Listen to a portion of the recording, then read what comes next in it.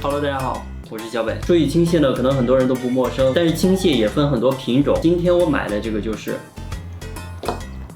斯里兰卡大青蟹，它应该是世界上最大的青蟹品种。这一只呢不多不少，正好4斤。赶海视频里经常有那种超大的青蟹，我就从面前一怼，看起来非常大，其实那种最多也就2斤。市场上一般的青蟹也就这么大，不到1斤。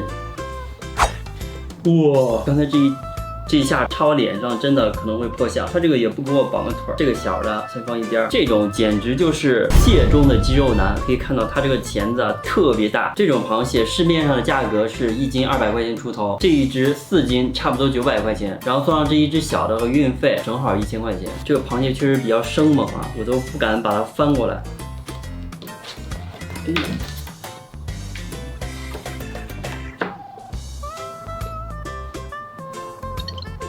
能不能给个面子，别这么真裂行吗？大家可以看到它这个手臂的维度啊，真的跟我手一样大了。要是被它夹到，真的不是闹着玩的。但是为了更好的给大家展示呢，我还是给它把绳子解开，千万不要模仿。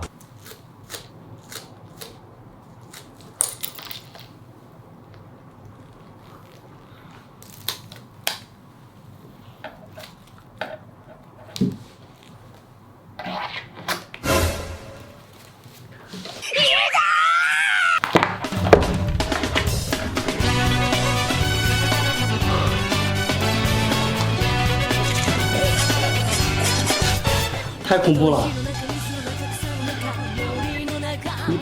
你还能爬呀？等会儿，先别动，兄弟。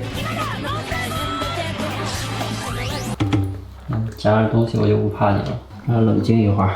这回老实多了。首先最明显的特征就是它这俩大钳子，真的是非常大。相比较而言，它这几个小腿真的是没眼看，何况它这个专门练的胳膊，哎呀。不知道咋练的，这里是他刚才在桌子上乱跑，掉地上了，你看摔了一块。好，跟大家说再见吧。可以看到这个大个的，它蒸完之后颜色是这种鲜红的，而这个是橘红的。看这个蟹钳子真的是特别大，把它敲开不知道有多少肉。比较像梭子蟹，这种螃蟹直接吃的话，我感觉它的体验并不能达到最好，所以我打算把它2次加工一下，先把它的蟹肉、蟹膏全部都取出来吧。这个你别看它这么粗，但是蟹肉瞪出来，那只有这么一点，蟹钳子的肉就取到这样吧。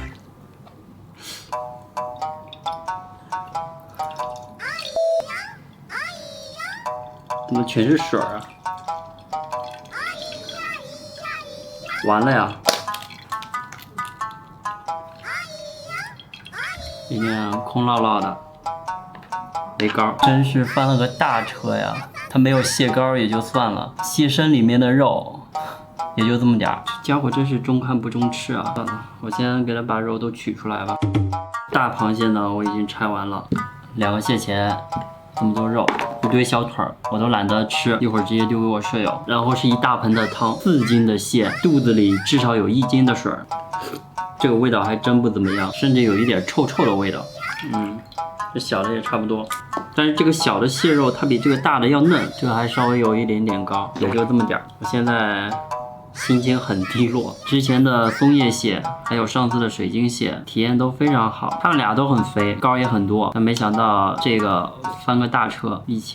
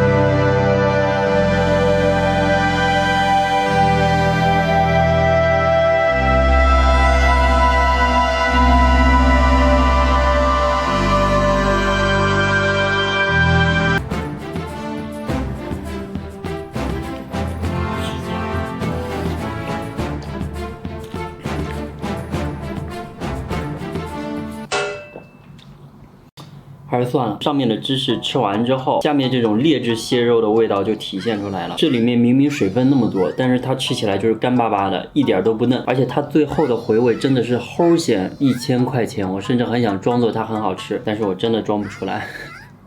最重要的一点就是它里面没有蟹膏，真的是齁咸到最后。